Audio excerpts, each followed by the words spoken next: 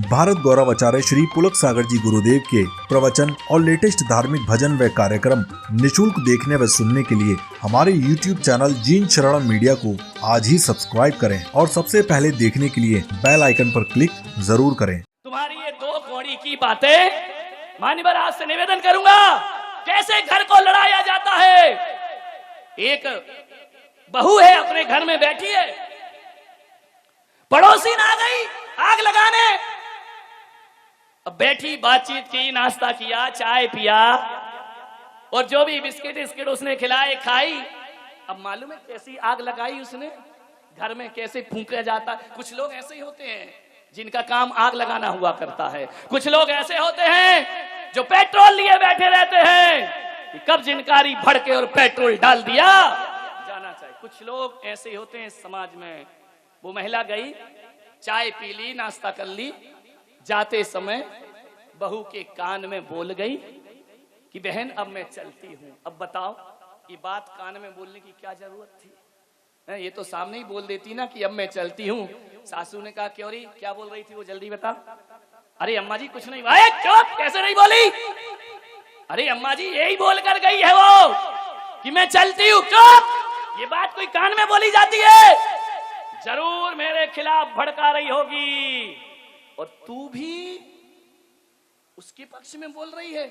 सही बता, अब बेचारी सही क्या बताए, बात तो यही है। लेकिन सासू की दिमाग में कीड़ा डाल करके चली गई, घर को आग लगा करके चली गई, घर को बर्बाद करके चली गई। सासू ने कहा मैं देख लूंगी तुझे। पड़ोसिन के बातों में लगी रहती है। सही बता, तुझे कसम है वो क्या बोल कर गई। अब बोलो बेचारी बहू क्या बोले कि क्या बोल गई। अरे वो बोल कुछ नहीं गई, तुम्हारी खुशियों में आग लगा करके बाहर। ऐसे पड़ोसियों से सावधान, ऐसे लोग जो हमारे घरों को उजाड़ा करते हैं। महिलाओं से मेरा निवेदन है, परिवार में कभी दुख मिले, पीड़ा मिले, कष्ट मिले तो पड़ोसियों के सामने कभी आंसू मत बहाना। पड़ोसी के सामने आंसू बहाओगे, ये कोई आंसू ना पहुंचेंगे। तुम्हारे जाने के बाद तुम्हारे आंसुओं का मजाक बनाया करते हैं। आपसे इतना निवेदन है, मन करे रोने का तो इंसान की तरफ मुंह करके मत रोना। मंदिर जाना और भगवान के सामने अकेले में दो आंसू ढुलका लेना। अरे दीवार की तरफ मुंह करके आंसू बहा लेना, मन हल्का हो जाएगा। रो जरूर, क्योंकि महिलाएं बिना रोए रह नहीं सकती हैं। ध्यान रखो, दो चार तो टपक ही आते हैं, एक दो बार खूब रो, दीवाल की तरफ मुंह करके रोना। आप कहेंगे महाराज दीवाल की तरफ मुंह करके रोएंगे तो कौन से दुख मिट जाएंगे। अरे दुख तो ये पड़ोसी भी ना मिटाएंगे। एक बात याद रखना, दीवाल की तरफ आंसू बहाओगे ना तो दीवाल भले तुम्हारी सहायता ना करे, लेकिन एक विश्वास दिलाता हूं, दीवाल तुम्हारी मजाक भी नहीं बनाएगी, तुम्हारे आंसुओं की हंसी भी नहीं बनाएगी। ध्यान, अकेले में रो लीजिए, बहा लो आंसू, कुछ नहीं होता है। मान घरों को मत उजाड़िए। क्या हो जाता है तुम्हें, शादी होती है, भाई भाई के व्यवहार में फर्क पड़ जाता है। लेकिन कुछ आदर्श परिवार आज भी हैं इस दुनिया में जिन्हें हम अपना उदाहरण बना करके प्रस्तुत कर सकते हैं। विचार करिए, आप सोचिए, ऐसे आदर्श परिवार भी दुनिया में होते हैं जो भाई के लिए दूसरा भाई जान देने को तैयार हो जाए। मैं एक शहर में गया और जैसे ही मैं गया उसके घर में गया, उसने पूरे घर में चरण पड़वाए। मैंने कहा तू मुझे मकान दिखा रहा है। बोले महाराज मकान नहीं दिखा रहा हूं, आपके चरण हर कमरे में पड़ना चाहिए। मैंने जब उसका मकान देखा, बड़ा आलीशान मकान। मैंने कहा इतना आलीशान मकान, इतना सुंदर मकान तुम्हारा। मालूम है उस भाई के आंखों में आंसू आ गए। उसने कहा महाराज ये मकान मेरा नहीं है। तो फिर किसका है? ये मेरे बड़े भाई का है। बड़े भाई का? बोले हाँ। जब मेरे बड़े भाई ने ये मकान बनाया और मुझे बुलाया कि भाई आओ, पहला निमंत्रण मैं तुम्हें देता हूं, उसके बाद मैं समाज को दूंगा। और जैसे ही मैं आया और मेरे मुंह से इतना निकल गया कि भैया ये मकान बनाया है या स्वर्ग बनाया है, इतनी खूबसूरत कोठी तुम्हारी। मेरे भाई ने मेरी तरफ देखा और कहा कि तुझे इतना पसंद आ रहा है? बोले हाँ। उसी समय मेरे भाई ने चाबी मेरे हाथ में रख दी कि आज से मकान में तेरे नाम करता हूं। मान्यवर, इतनी बड़ी दौलत है किसी के पास, इतना बड़ा दिल, एक एक इंच जमीन के लिए अदालत में खड़े हो जाते हो, ये कैसी मानवीयता है तुम्हारी? विचार, मकान दे दिया उसने, विचार करिए आप, एक शब्द निकला कि मकान सुंदर है। भाई ने कहा आज से इस पर तेरा अधिकार। मुझे एक घटना याद आती है, मैं बचपन में था, मेरा एक अमीर दोस्त था, उसका जन्मदिन आया, उसके भाई ने उसे एक चमचमाती कार इनाम में दी। उसने मुझे बुलाया कि बोले यार मेरे भाई ने मुझे कार दी है, चलो आज अपन घूम के आते हैं। उस दिन बड़ी खुशी हुई। मैं कोई बहुत बड़े शहर का रहने वाला तो था नहीं, पहली बार पूरे गांव में कार आई थी। उसने बिठा करके मुझे घुमाया, ऐसा लगा कि अपन ही नरेंद्र मोदी हैं, बाकी तो सब कीड़े मकोड़े हैं, ध्यान रखिए। बैठ करके कार में जब उसने मुझे चक्कर लगाए, एक गांव से चल करके वह शहर आया। मेरे गांव के पास जबलपुर एक शहर है, एक रेस्टोरेंट में उसने कहा कि चलो कुछ खाते हैं। घबराना मत, मैं उस समय महाराज नहीं था, उस समय तो सब खाता पीता था, ध्यान रखिए। चलो कुछ खाते हैं। एक रेस्टोरेंट के सामने उसने गाड़ी खड़ी की। एक बच्चा गरीब, मैं देख रहा हूं कि वह आता है, जैसे बच्चों की आदत होती है, कार में धूल जम जाती है ना, तो उस पे अपना नाम लिख देते हैं उंगली से। उस बच्चे ने अपना नाम लिखा और जैसे ही हम दोनों उस कार के पास गए, बच्चा घबरा गया। मैंने कहा भाग मत, ये बता तूने इस पे नाम लिखा? बड़ी हसरत से देखा उसने उस कार को। मैंने कहा कार तुझे बड़ी पसंद आ रही है? बड़ी बहुत सुंदर कार है। किसने दी? मेरे दोस्त ने कहा कि मेरा जन्मदिन है, मेरे बड़े भाई ने मुझे ये कार दी है। तो जानते हो, उस बच्चे के मुंह से निकला कि काश, इतना कहा और रुक गया। मैं समझा कि शायद बच्चा कह रहा है कि काश मेरा भी कोई ऐसा भाई होता जो मुझे कार प्रदान करता। मैंने उस बच्चे से कहा घूमोगे इस कार में बैठकर? बोले आप घुमाएंगे? मैंने कहा बिल्कुल। पूरे शहर का एक चक्कर लगाया। लगाने के बाद बच्चा इतना खुश, इतना खुश। मैंने कहा अब उतर जाओ। मालूम उस बच्चे ने कहा कि मेरे घर तक छोड़ दोगे? अरे मुझे लगा ये बच्चा बड़ा गड़बड़ है, घर तक छोड़ दोगे, घर जाएगा, अपने मोहल्ले में बड़ी सेकी बघारेगा, कालर ऊंची करेगा, हम इतनी बड़ी कार में बैठ करके आए हैं। मैंने दोस्त की तरफ देखा, दोस्त ने कहा चलो छोड़ दो, घर क्या बिगड़ता है, आज ही तो कार खरीदी है। जैसे ही घर पर गए, उसने कहा एक झोपड़ी में रहता था, उसने कहा यहाँ कार रोक दो। उसने कहा भाई साहब 2 मिनट इंतजार कर लो, मैं अपने भाई को लाना चाहता हूं। मैंने कहा हाँ बेटा, जा भाई को शान दिखा दे कि मेरी बड़े बड़े लोगों से दोस्ती हो गई है। बोले 2 मिनट रुकिए प्लीज।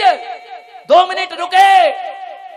ऐसी घटना घटी कि वह जैसे ही भीतर गया और अपने छोटे भाई को, जिसके दोनों पैर नहीं थे, गोद में उठा करके लाया। और गोद में उठाकर जैसे ही लाया, छोटे भाई ने देखा कि भैया तुम इस कार में बैठकर आए हो, ये किसकी कार है? बोले देख वो जो सामने 2 खड़े हुए हैं, एक के भाई ने ये कार दी है। मैं सुन रहा था कि ये क्या कह रहा है। मालूम है उस भाई ने अपने अपाहिज भाई से क्या कहा? कि भैया देख, एक दिन मैं भी पैसा कमाऊंगा और तेरे लिए ऐसी कार ला करके तुझे प्रदान करूंगा। फिर अपन दोनों बड़े मजे से एक खूबसूरत दुनिया देखेंगे, अपन दोनों घूमेंगे इस शहर में। तू चिंता मत कर भाई, मैं कमाई करूंगा, जैसे भी होगा। हे भगवान, इतना सामर्थ्य प्रदान कर कि इसके भाई की तरह मैं भी अपने छोटे भाई को एक कार प्रदान कर। विचार करिए आप। उसने ये नहीं कहा कि मुझे ऐसी कार मिल जाए, उसने तो ये कहा कि ऐसी कार मिल जाए तो मैं भी अपने भाई को अपने हाथों से गिफ्ट कर सकूं। सोचिए। और आज आपका जीवन क्या है? आपके पास स्कूटर है, यदि बड़ा भाई कार ले आता है तो इंजन उतना नहीं जलता जितनी तुम्हारी छाती जला करती है। ले आया कार, बेईमानी की कमाई है, नंबर 2 की कमाई है। ये सारी गालियां तब निकलती हैं जब आदमी अपने आप से और किस्मत से हारा हुआ होता है। ध्यान रखिए, आपके पास यदि सामर्थ्य ना हो तो गाली निकलेंगी। ध्यान रखिए, जो आदमी जितनी गाली बकता है, जो आदमी जितना जोर से चीख करके बात करता है, वो भीतर से उतना ही पुरुषार्थहीन आदमी हुआ करता है। वो भीतर से उतना ही खाली होता है, उतना ही रिक्त हुआ करता है, उतना ही भयभीत हुआ करता है। ध्यान रखिए। कहा क्यों गालियां दी एक भाई को? तुम कार नहीं ला पा रहे हो तो भाई की कार बेईमानी की हो गई, और तुम ले आते तो ईमानदारी की हो जाती। ये भाई के फर्ज नहीं होते हैं। भाई का फर्ज याद दिला रहा हूं कि आपको तो ये सोचना चाहिए, अरे खुश होकर के जाके भाई के पैर छूना चाहिए कि वाह रे भाई, तू कार लेकर के आया, कम से कम इस मोहल्ले में एक कार तो आई। यदि प्रेम के व्यवहार रखोगे तो कभी बीमार पड़ोगे तो ये सोच लेना कि इतना तो मेरा भाई है कि बीमार पड़ूंगा तो एक कार में मुझे अस्पताल तक तो जरूर छोड़ेगा। ये खुशी नहीं मनाते हो, तुम अपने भीतर जलन पैदा करते हो, ईर्ष्या पैदा कर। अरे खुश होना चाहिए। अरे भाई के घर कार आई तो लगना चाहिए अपने ही घर में कार आ गई। इतना अपनापन अपने भीतर पैदा करो। हम तो उस देश के लोग हैं कि पड़ोस में अभी शहनाई बजती है किसी बेटी की शादी की तो हमारे दिल झंकृत हो जाया करते हैं। पड़ोस में यदि खुशियां मनाई जाती है तो हम भी उनकी खुशियों में शामिल। फिर क्या बात है कि भाई की खुशी बर्दाश्त नहीं होती है, पड़ोसियों की खुशियां बर्दाश्त हो जाया करती हैं। अरे खुश होना चाहिए। एक भाई तरक्की कर रहा है, अपनी छाती गर्व से चौड़ी हो जाना चाहिए। एक भाई उन्नति कर रहा है, अपना माथा ऊपर उठ जाना चाहिए। मेरे गुरु आचार्य पुष्पदन सागर जी महाराज एक ऐसे आचार्य हैं, यदि उनका शिष्य प्रभाव ना करता है ना तो वो शिष्य की टांग नहीं खींचते हैं, छाती चौड़ी करके कहते हैं मेरा बेटा है और मेरे महावीर की ध्वज को आकाश में फहरा रहा है। ध्यान, ये सद्गुण होना चाहिए हमारे जीवन में। ध्यान रखिए। एक दूसरे से जलन, एक दूसरे से ईर्ष्या, एक दूसरे से कपट, रंचक दगा बहुत दुखदानी, सुख पावे संतोषी। खुशियां बांटिए दुनिया को। क्या दे सकते हो आप किसी को? खुशियां ही तो दे सकते हो। खुशियों के 2 फूल तुम्हारे मुख से नहीं झड़ते हैं। हर वाणी में बारूद भरा हुआ है, हर वाणी में कांटे चुभा करते हैं। ध्यान रखिए। अरे 2 शब्द अच्छे बोल दोगे तो क्या बिगड़ जाएगा तुम्हारी खानदान का? 2 शब्द अच्छे बोलोगे तो पुरखों का मान बढ़ जाएगा। ध्यान रखिए। प्रेम के शब्द चाहिए। दौलत ना हो तो भी चल जाता है। मान्यवर, नारी एक संकल्प करे कि मैं किसी भी परिस्थिति में अपने घर को नहीं टूटने दूंगी, अपने घर को नहीं बिखरने दूंगी। लड़ते तो भाई भाई हैं, इल्जाम पत्नी पर आया करता है कि जब से शादी हुई है तब से भाई भाई के दुश्मन। मत लीजिए इल्जाम, उनके अपराध, उनकी लड़ाइयां अपने सिर पर काहे कोई ठीकरा फुड़वाती हो कि जब से बहू आई है बेटा पराया हो गया। नहीं भाई नहीं। आज मैं कमरे में बैठा था, प्रशांत जी मेरे पास आए, उनकी धर्म पत्नी रेणु भी आई, दोनों आए। मैंने कहा आज दोनों आए हो, बताओ आज शादी की सालगिरह है क्या? उनकी पत्नी ने कहा नहीं महाराज। तो मैंने कहा दोनों कैसे आए हो एक साथ? मालूम है उस बहू ने क्या कहा, मैं रोज अपनी सासू के साथ आती हूँ, मैं पति के साथ बहुत कम आती हूँ। मान्यवर सोचिए, जो सासू के साथ आना ज्यादा पसंद करे, पति के साथ कम, वो बहू बहू नहीं होती, घर की लक्ष्मी हुआ करती है। ध्यान विचार करना है आपको। मैं अपनी सासू को पसंद, उनके साथ में ज्यादा आती जाती हूँ। मान्यवर सोचिए, वरना आज तो ये हालात है कि बड़ा भाई भोजन करने आता है तो देवरानी बाहर निकल जाती है, तो देवर आता है तो जिठानी बाहर निकल जाया करती है। आज तो ये हालात हैं। अरे कभी सिर जिठानी का सिर दुख रहा हो ना, तो समझदार देवरानी को कहना चाहिए कि भाभी आप जाकर के सो जाओ, आपके बच्चों को गर्म फुलके बना करके मैं खिलाऊंगी। वो आपके नहीं, वो मेरे ही बच्चे हैं। और एक बात ध्यान रखना, अपने बच्चे को 2 मिनट बाद खिलाना, जिठानी के बच्चे को 2 मिनट पहले खिलाना। कुछ नहीं बिगड़ जाएगा, तुम्हारा बच्चा भूख से मर नहीं जाएगा, तड़प नहीं जाएगा। लेकिन ये छोटी सी बात तुम्हारी इज्जत देवरानी जिठानी के सीने में बढ़ जाएगी, जिठानी के मन में तुम्हारा सम्मान आगे। क्या फर्क पड़ता है, सब्जी तो तुम्हें बनाना ही है ना। बहुओं से मेरा निवेदन है, क्या करना है, घर को संवारना है ना। तुम्हें मालूम है फ्रिज में अकेली भिंडी है और कुछ नहीं है, आज यही बनेगी। तो तुम्हारी भी खाने की इच्छा यही है, जाके सासू से पूछ लेना, अम्मा जी, मम्मी जी, आज क्या बनाना है। माँ क्या कहेगी, देख ले, जो पड़ा हो वो बना ले। ध्यान रखिए, बिना पूछे भी आप भिंडी बनाती, और पूछ कर भी भिंडी बना रही हैं, पूछ कर बना रही हैं, तो मिर्च मसाले नहीं, भीतर का प्रेम डाला जा रहा है। ध्यान रखिए, इतना सा सब क्या बिगड़ जाएगा अपना। बड़ों से पूछ करके काम कर लीजिए, थोड़ी सी मिठास आ जाएगी। मिर्च मसाले तो उतने ही होंगे, लेकिन पूछने से स्वाद में जायका पैदा हो जाया करता है, स्वाद में ऐसा प्रेम प्रभाव। क्या बिगड़ता है अपना। आज चतुर्मास कमेटी के लोग हैं, काम वही करते हैं, मुझे नहीं करना है, लेकिन जो पूछ कर और आज्ञा में करते हैं वो संत के हृदय में जगह बनाते हैं, और जो उदंडता करते हैं वो संत की नजरों से गिर जाया करते हैं। ध्यान रखिए, पूछना ही बस तो है हमें, और क्या करना। अपने बाप का जा क्या रहा है, सोचिए, विचार करिए, किस बात की मालिकियत, किस बात की हुकूमत। समाज की चीज समाज में जाएगी। ध्यान रखिए, थोड़ा सा व्यवहार बदलने का प्रयास करिए अपने जीवन। मान्य भाई कभी भाई की बात ना काटे, ध्यान रखना। एक भाई ने जो कह दिया तो कह दिया, फिर उसके पीछे कुछ भी। आज मैंने 21 साल हो गए मुझे घर छोड़े हुए, लेकिन आज भरी समाज के बीच में बोल रहा हूं कि बहने घर छोड़ा है, लेकिन मेरे घर में भी भाई बहन हैं, लेकिन आज भी उस घर में कोई भी भाई बहन मेरी इजाजत के बिना कुछ करता नहीं है।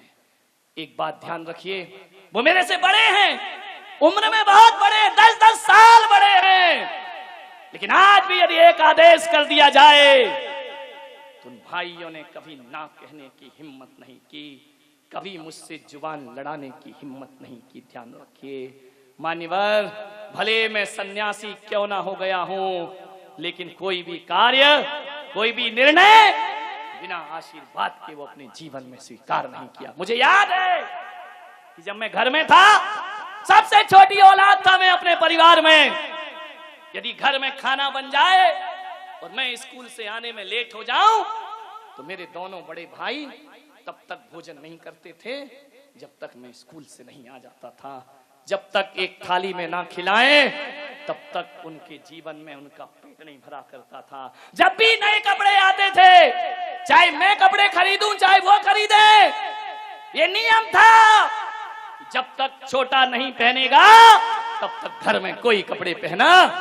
मुझे कपड़ों का बहुत शौक था, समझ गए क्या? हर हफ्ते कपड़े आते थे। खाना कम चल जाएगा, 3 चीज के मुझे बहुत शौक थे। एक तो बाइक चलाना, वो भी गया। कपड़े अच्छे पहनना, वो भी गया। और पिक्चर देखना, वो भी गया। जय राम जी की हो गई।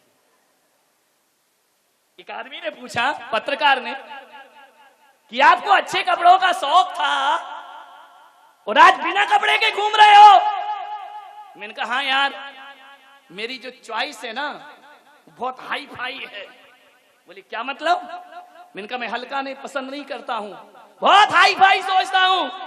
मैंने सारे कपड़े पहन के देख लिए, फिर मैंने कहा मैं ऐसे कपड़े पहनूंगा, ऐसे कपड़े पहनूंगा जो दुनिया के किसी भी मील में नहीं बनते हो।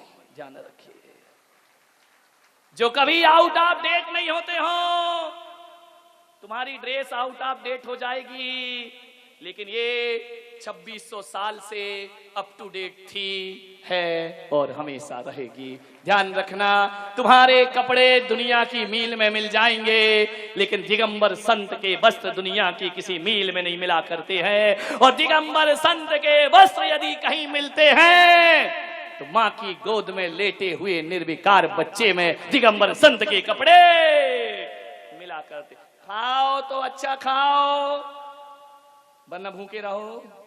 इसलिए मैं अच्छा खाता हूं, कचरा नहीं खाता। ध्यान रखिए, मैं काहे को बड़े हुए व्रत के छिलके खाऊं, मैं काहे को सबरी के जूठे बेर खाऊं। अभी एक जगह गोपाचल में मेरे आहार हुए, ऋषभ के यहां इतनी मोटी मोटी रोटी टीकड़े बना के ले आई। बोले महाराज खाओ। मैंने कहा नहीं। बोली महाराज ये सबरी के बेर है। मैंने कहा राम को खिलाना। सबरी के बेर। मैंने कहा मैं तेरी मोटी रोटी खा जाऊंगा, मुझे कोई दिक्कत नहीं है। अब राम ने जूठे बेर खाए थे कि नहीं, उसने मुझे समझाया। मैंने कहा खाए थे। बोले तुम भी खा लो। मैंने कहा राम के पास दूसरा ऑप्शन नहीं था। था क्या?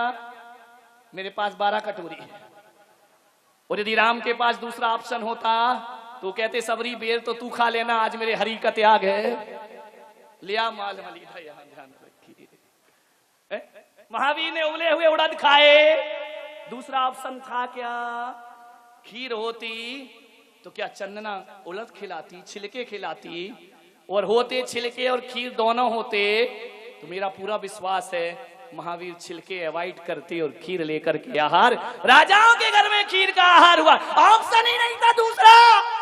मैंने कहा तेरे पास यदि अकेले टिक्कड़ हो तो ला मैं सबरी के बेर खा लेता हूं, तू खाए माल मलीदा, मुझे खिलाए टिक्कड़।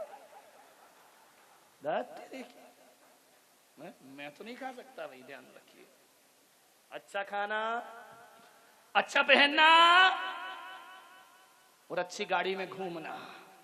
ये बात अलग है कि मेरी गाड़ी हाथों से नहीं चलती, मेरी गाड़ी पांवों से चलती है। ये 11 नंबर की गाड़ी ना पंचर होती है, ना ट्यूब टायर बस्ट होता है, ना इसमें हमें परमिट बनवाना पड़ता है, ना लाइसेंस लेना पड़ता है। और ट्रैफिक की चिंता हम नहीं करते, ट्रैफिक हमारी चिंता किया करता है। ध्यान मान सोच, प्रेम रखिए जीवन में। दीपक 12 प्रेम का, प्रेम का दिया जलाओ, और प्रेम के दिए में मीठी वाणी का तेल होना चाहिए। ध्यान रखिए, कितना भी प्रेम हो, वाणी में जहर घुला है तो प्रेम की हत्या हो जाया करती है। ध्यान, भाई कभी भाई की बात ना काटे। जब जब भाई भाई लड़े हैं, क्या हश्र हुआ है तुम्हें मालूम है? इतिहास उठाकर देखो, कौरव पांडव लड़े, क्या हुआ उनका हश्र मालूम है आपको? बर्बाद हो गया हस्तिनापुर। ध्यान रखिए, मान्यवर, रावण और विभीषण में नाराजगी हुई, क्या हस्र हुआ उनका? ध्यान रखिए, ये दोनों सगे भाई थे, रावण और विभीषण सगे भाई थे। दोनों भाई में अनबन होती है, लंका बर्बाद हो जाया करती है। कौरव और पांडव लड़े तो हस्तिनापुर की तबाही हो गई। एक बात ध्यान रखना, जब इस दुनिया में ये तो हो गए पुराने लोग, भरत बाहुबली लड़े, क्या अंजाम हुआ दोनों का? दोनों के हाथ में 6 खंड छूट जाया करते हैं, दोनों सन्यास की धारा में बह जा। भरत बाहुबली का युद्ध आपने देखा है, कौरव पांडव का युद्ध आपने देखा है, रावण और विभीषण के बारे में भी देखा है। और एक बात और याद रखना, ये तो पुराने इतिहास हो गए, लेकिन जब कोई आज के युग में प्रमोद महाजन और प्रवीण महाजन लड़ते हैं तो हस्र क्या होता है वो आप देखा करते हैं। आपके सामने उनका हस्र हुआ है जब कोई मुकेश अंबानी, अनिल अंबानी आपस में झगड़ा करते हैं तो मीडिया के फ्रंट पेज की कवर बन जाया करते हैं। मेरे भाई विचार करिए, ये सगे भाई हैं, विचार करना, फिर इतिहास से देकर वर्तमान तक। अरे तुम सगे भाइयों से अच्छे तो वो सौतेले भाई होते हैं जो राम लक्ष्मण और भरत शत्रुघ्न जैसे आपस में जिया करते हैं। राम लक्ष्मण सगे भाई नहीं थे, सौतेली माँ के पुत्र थे। भरत शत्रुघ्न सौतेली माँ के पुत्र थे। नकुल सहदेव सौतेली माँ के पुत्र थे, लेकिन इन्होंने ऐसा परिचय दिया, ये खून और सगे भाई भी वो परिचय दुनिया में स्थापित नहीं कर पाते हैं। भ्रात धर्म निभाया इन्होंने। मालूम है तुम्हें, राम जी को वनवास हुआ, लक्ष्मण दौड़े दौड़े मां सुमित्रा के पास गए। मां सुमित्रा, आंखों में आंसू लक्ष्मण के। मां सुमित्रा कहती है कि भाई बेटा लक्ष्मण, ये बड़ा अनर्थ हो रहा है इस अयोध्या में। राम जी को वनवास दिया जा रहा है 14 वर्ष का। लक्ष्मण ने कहा कि मां, मैं तेरा पुत्र हूं, यदि बड़े भाई को वरदान मिलता है तो छोटे भाई को भी तो कुछ वरदान मिलना चाहिए ना। सुमित्रा ने कहा वरदान मत मांग, इस खानदान में वरदानों की क्या दशा होती है तुझे मालूम है। बस वरदान मत मांग बेटा, तुझे जो मांगना है वो मुझसे मांग ले। मां, मुझे तेरा वरदान चाहिए। हाँ, ये बेटा अपनी मां से भीख मांगता है वरदानों की। सुमित्रा ने कहा कि लक्ष्मण, मां से बेटा भीख मांगे, ये तो बड़ा अनर्थ हो जाएगा। पुत्र बोल तुझे क्या चाहिए? बोले मां वचन दे। वचनों की क्या जरूरत है पुत्र? रघुकुल रीत सदा चले आई, प्राण जाए पर वचन न जाए। ध्यान रखिए। बोल पुत्र तुझे क्या चाहिए? मां, एक वरदान दे दे मुझे। बोले क्या? बोली मां, बस एक ही वरदान मुझे चाहिए। वो वरदान इतना कि मेरे भैया के साथ मुझे भी 14 वर्ष के लिए वनवास में विदा कर दे, अपना हाथ मेरे सिर पर रख दे और मुझे आज्ञा दे कि जाओ लक्ष्मण, बड़े भाई को पिता ने वनवास दिया है, छोटे भाई को माता वनवास दिया करती है। जाओ लक्ष्मण जाओ, बस इतना आदेश कर दे मुझे मां, मैं राम के साथ 14 वर्ष वनवास जाना चाहता हूं। सुमित्रा की आंखें भर आई, छलछला गई सुमित्रा, छाती फटी जा रही है। एक तरफ राम का वियोग, इधर लक्ष्मण वरदान मांगता है। सुमित्रा ने लक्ष्मण के शीश पे हाथ रखा और कहा कि लक्ष्मण, आज तूने मेरे दूध की लाज बचा ली है, जा मैं तुझे आदेश देती हूं। आज तूने मेरा गौरव बढ़ा दिया, फिर मैं कह सकती हूं कि मेरी जैसी मां तो हर किसी को मिल जाएगी, लेकिन तेरे जैसा बेटा हर किसी को प्राप्त नहीं हुआ। कभी ऐसा समर्पण किया तुमने कि तुम्हारे माँ बाप ये भगवान से कहे कि इसके जैसा बेटा मुझे हर जन्म में मिलना चाहिए? कभी ऐसा समर्पण दिखाया जीवन में कि मैं पुलक सागर जब यहां से बिहार करके जाऊं तो 4 लोगों के बीच कह सकूं कि मेरे चतुर्मास को सफल बनाने में इन लोगों के हाथ रहे? ध्यान रखिए, इतना, यही तुम्हारा सबसे बड़ा सम्मान है। ये मालाएं सम्मान नहीं हुआ करती हैं, ये मोमेंटो सम्मान नहीं, ये तो गले की फांसी हुआ करते हैं। ध्यान रखिए। आपसे निवेदन है, कुछ ऐसा काम करो कि जाने के बाद मैं तुम्हें याद कर सकूं। जब जब तुम्हारी याद आए ना, मेरा दिल खुशी से बाग बाग हो जाना चाहिए। ऐसे व्यवहार मत करो कि जब जब याद आए तो मैं कहूंगा कहां का घटिया आदमी था, किसका नाम अपनी जुबान पर ले लो। व्यवहार अच्छे रखिए।